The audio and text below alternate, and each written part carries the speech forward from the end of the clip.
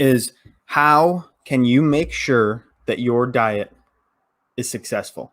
How can you make sure to stay on your diet?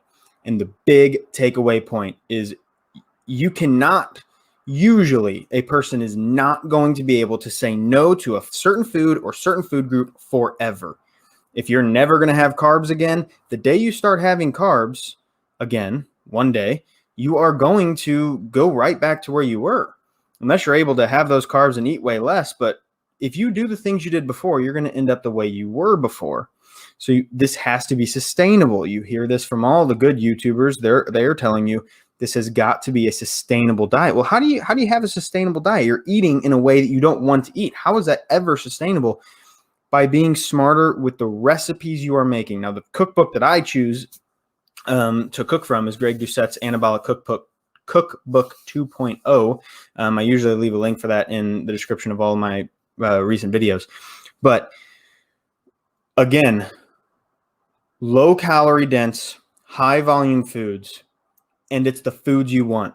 You want pizza? Me and my wife are making pizza tonight, and it is going to be roughly this big, loaded with chicken and veggies. And I mean, it still has a little bit of red sauce on there. It has fat-free cheese. The crust is made out of egg whites.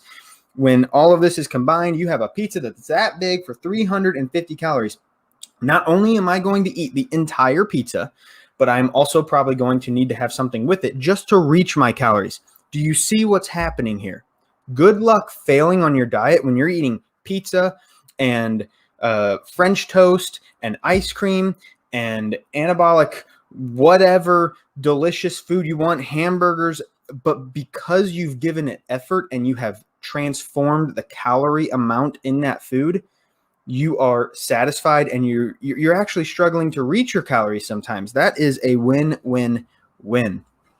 Now, are they as good as Papa John's, Ben & Jerry's, a hot dog you would get from the ballpark? No, it's not as good, but it is almost as good. And I want to make this clear. A successful diet, even when you're doing what I'm talking about here, doesn't involve never having Cheesecake Factory cheesecake again. It's just a lot rarer because you don't want it as often. You know, and actually Cheesecake Factory cheesecake's probably rare anyway for you. But it doesn't involve never having Papa John's or Pizza Hut or whatever again. There is going to be a place at next year's Super Bowl for Papa John's pizza, but for the most of the year, you're not eating Papa John's pizza like you normally would because you're having your own pizza, and it really is delicious. If, you know, pick your favorite food. If that is a 10 out of 10, you're making 8 out of 10 foods.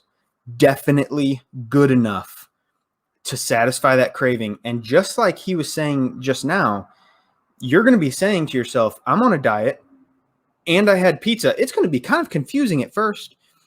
And it's wonderful. And that is when you have found the winning sweet spot, when you get to participate in all these foods, but you're still losing weight. And whenever you see that scale going down, it is a whole lot of fun, guys. I'm telling you, you can do this. And this is the trick.